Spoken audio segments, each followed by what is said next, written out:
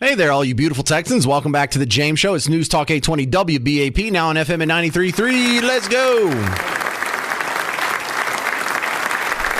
All right, so every day it seems Donald Trump's coming out with a new policy proposal, which is good. I never understood the process by which you just start with one thing at a time and see if you can get that passed, and then you do the next thing and see if you can get that passed. Dude, while everybody's hot and heavy, why don't you just propose everything you want to do, and we'll see if we can just pass it on the first week. What's the holdup? Why would this be better to wait 6 months to try and do all this? Well, let's see if we could do education first, or let's see if we can do... No, let's do it all at once. I don't understand that process. So it's going to be a little harder to keep up with it. So we're going to have plenty to talk about until some of these votes start coming down. But the next one is how will his economic policies affect business owners? Now, he's promised to go for lower taxes and less regulation. Will he deliver? Let's ask my next guest, Jason Taylor, because the first thing that I think if you're a business owner, you want to look at is some of these policies sound great, but will they actually pass? What do you think can actually pass, Jason? Well, thank you, James. And first of all, love the Toadies. So awesome bumper music. Oh, you have wonderful taste. Wonderful taste. Best band in the world. Anyway, go ahead. Well, the first thing that I think small business owners around the country can expect is he's going to lock in the tax cuts, the original tax cuts, which are now in place but are set to expire very soon. And so that's going to definitely be turned into a permanent law without an expiration date. And that is a huge factor for everybody in business. And I think generally most people who hold the purse strings from the small, medium, or to a very large business have been zipping that purse closed and holding it tight, waiting to see what would happen to two things this year. Would interest rates start to come down? And then what would happen in this election? Would there be a black swan event, riots, or some kind of big controversy? Oh. Well, all of that is clear as day now. Interest rates the Fed is trying to push them down. Good luck, guys. And the election is now settled, black and white. Outcome is clear, no big trouble. So now the future is bright. It's time to unzip that purse and resume our expansion plans in 2025. Well, Donald Trump went through and slashed more regulations than anyone I've seen in my entire life. But when I go back and I look at the registry, there's still so many new regulations that came out. When he walked out of office, it wasn't actually a cut, but it wasn't an increase. It was almost exactly the same. That seems like what an uphill battle that is, Jason. Well, when it comes to regulation, I think that the oil and gas sector is set to benefit first. Clearly, some of the projects that were immediately frozen by Biden through executive power are going to be unfrozen. And the goal is to get energy flowing, the supply higher, and the cost lower for everybody that does business, and hopefully help keep the rate of inflation at a fair and good, healthy, small amount. Do you think a mass deportation effort will have a negative effect on small business overall? Well, that remains to be seen. So I think that it's going to be concentrated on finding people who have not shown up at their court dates and people who are known to be suspects in some kind of criminal background. I think it's going to be focused entirely around them for a while. I don't think that mass deportation is going to mean ICE patrols going through neighborhoods, scooping up people off the street that are minding their own business, even if they are here illegally. I think it's going to be, I think there's going to be a path to get right with the law, too. I think that they're going to make some sort of restitution plans for you to get yourself converted to a legally here status, not a legal citizen, but at least legally here. And so that kind of remains to be seen until the details are implemented. Is there anything he hasn't mentioned that you would like to see him do? Well, I would like to see him fix college football, James. I would like to see him attack the NIL problem, which is widely seen as a massive, huge problem in college football. Why is that a problem? Well, I mean, everybody that is a college football fan understands that now it is no longer a fair competition for players recruiting based on education proximity, tradition, facility, and coaches. It's now who has the most money, and if you don't have it tomorrow, I'm going to go somewhere else, and it's not good and healthy at all. Well, that's what it was before. It's just above board now. Johnny Manziel would like to have a word with you, sir.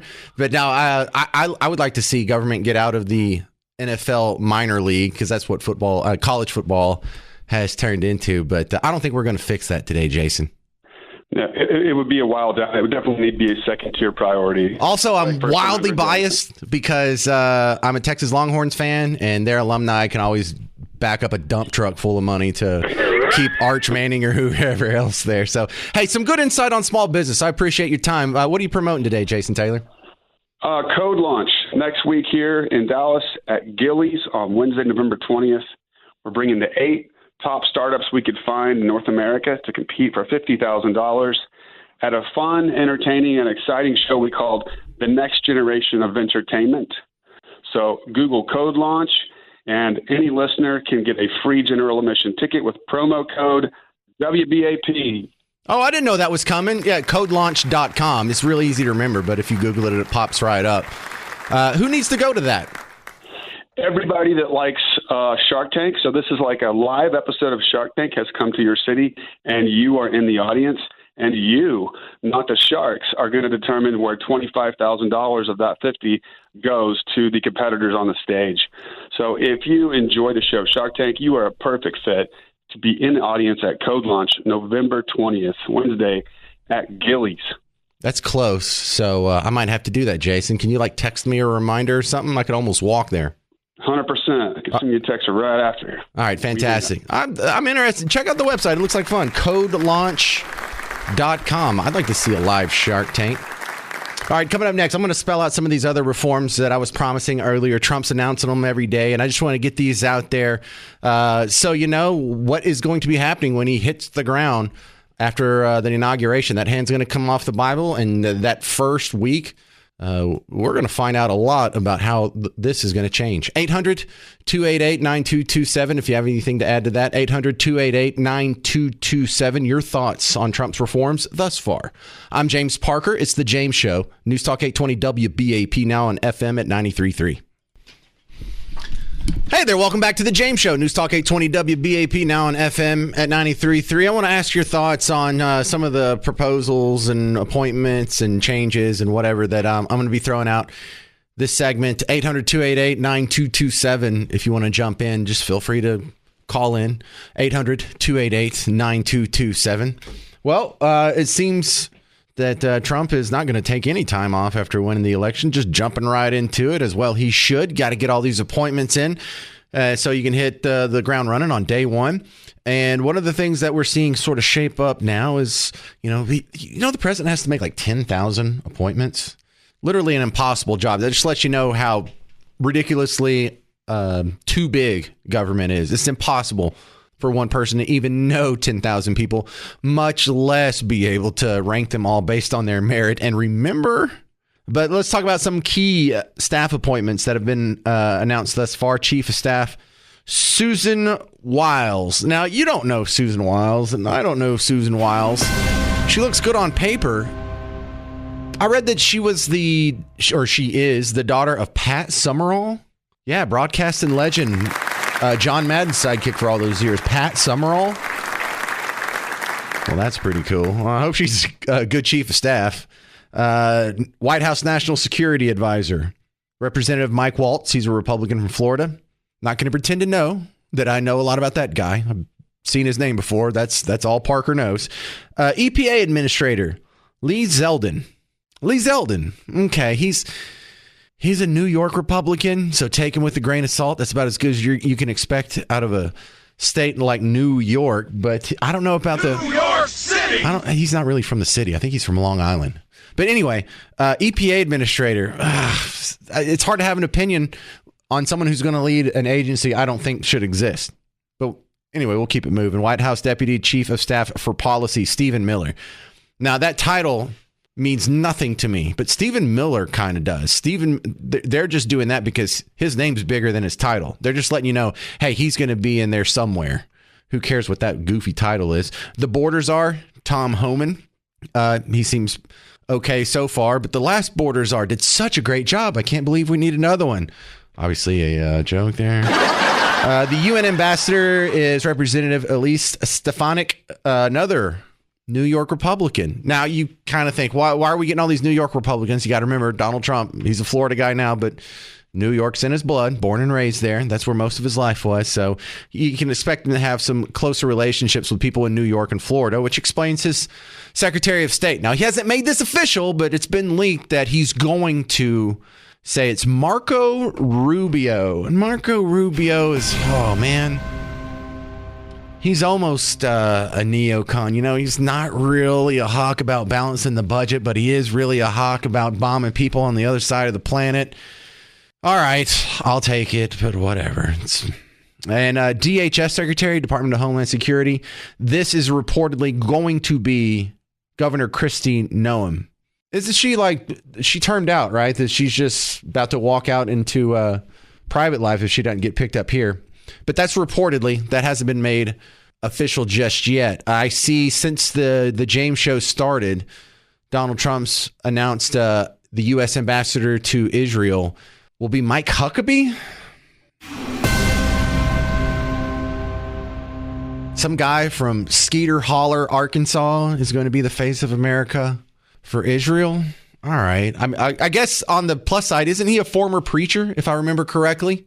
So at least he knows, a lot of their background. He's familiar with their history, or at least their history about 1,400 years ago up to 30 AD or 33 AD. Kind of falls off after that.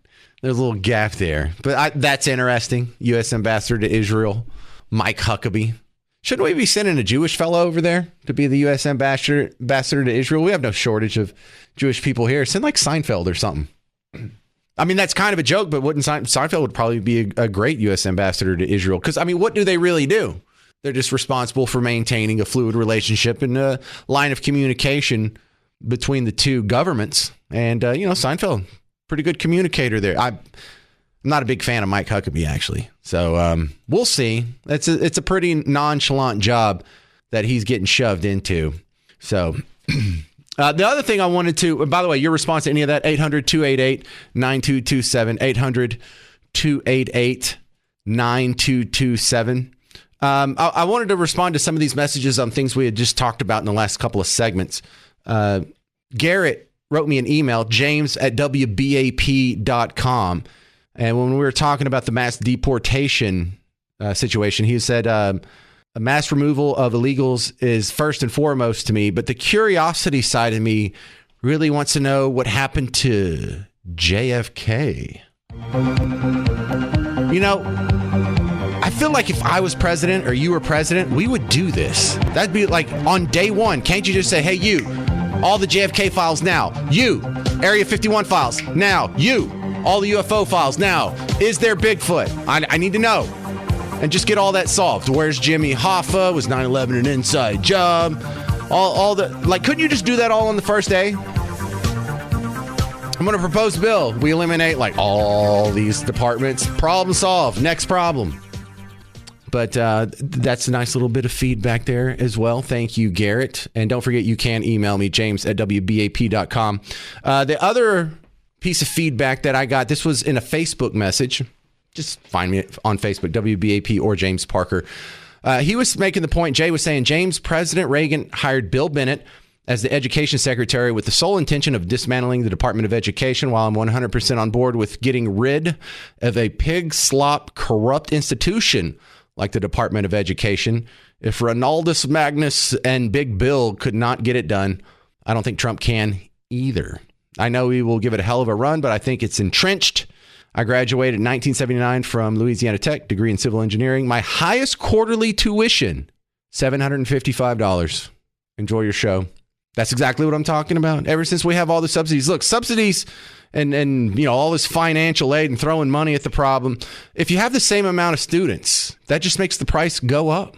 If you have more dollars chasing the same amount of seats at a college desk, it just makes the price go up. The other thing subsidies could do is just cause you to have more of something. You usually, if you throw money at growing wheat, people will grow more wheat, but you have a static number of kids who are qualifying for college every year. The only variable is how much they're going to pay. and this doesn't seem to be working very well. Great feedback, guys. So find me on Facebook, let me know, or you can send me emails, james@wbap.com. You can find me on any of these other social media platforms. Feedback's welcome. And then the old-fashioned way, 800-288-9227. Coming up next, we're going to have on the producer for the Musers, the morning show on our sister station, The Ticket. Talk a little Dak Prescott, but also I'm going to give him a lot of love for being the major market station of the year in the Marconis. You're probably not impressed by that, but in the radio world, that's like winning the Oscar for Best Picture. That's what The Ticket just did down the hall. And you'll hear from them in about 6 minutes on The James Show. News Talk 820 WBAP, now on FM at 93.3. All right, sports fans, Cowboys fans, you don't have to lament. You don't have to just beat your head against the wall. If you download the Prize Picks app, you can still enjoy the season. And look, maybe you want to just go against the Cowboys every way and turn that into some real money. Or maybe you want to just use Prize Picks to add a little spice to the football you're still going to watch if you're boycotting the Cowboys. Totally understand. Remember, this still works for college football. I know we got a lot of college football fans out there. Basketball fans, that's happening on a daily basis. You got hockey in there. So if you're a sports fan and you want to add a little bit of fun to the sports you're already watching, maybe you walk away with some extra cash while you're at it. Download the Prize Picks app. See how easy it is. You just pick more or less on 2 or more players. And if you get it right, you turn a little bit of money into a lot of money. Go check it out. See if I'm wrong. With your first $5 play, use promo code WBAP. I'll give you $50 to play with on top of that. So download the Prize Picks app, promo code WBAP. You get $50 on your first $5 play. So go check it out. Prize Picks. Run your game. Hey there, welcome back to the James Show. News Talk 820 WBAP, now on FM at 93.3. Some breaking news since the James Show started. Looks like Donald Trump's going to have Mike Huckabee, the former governor of Arkansas, and then he was a candidate a couple times for president in, I think it was 2008 and 2016. He had a show on Fox News for a while on the weekends. Now he has a show on the Trinity Broadcasting Network. And Dee Dee in Plano wants to disagree with me. Do I have that correct, Dee Dee? Yeah. Yeah, I'm not an opponent of Mike Huckabee. I'm super skeptical of this guy given the reins of power. Now, ambassadors, he's not going to be able to do anything dangerous that right, that would ruin our economy or anything. I'm just not a big Mike Huckabee fan. What's the problem with that, Dee Dee? Why don't you like him? His economic policies, mostly. His economic policies are almost as liberal as any mainstream Democrat. And so I'm more of a Mike Lee, Rand Paul on the spectrum of Republicans. And so Mike Huckabee's on the far other end of that. You know, I have just about as much in common with Rachel Maddow as I do Mike Huckabee. And what end of the spectrum do you think Mike Huckabee, what end of the spectrum do you think he's on? Well, he doesn't care about deficit spending. He doesn't care about ending social...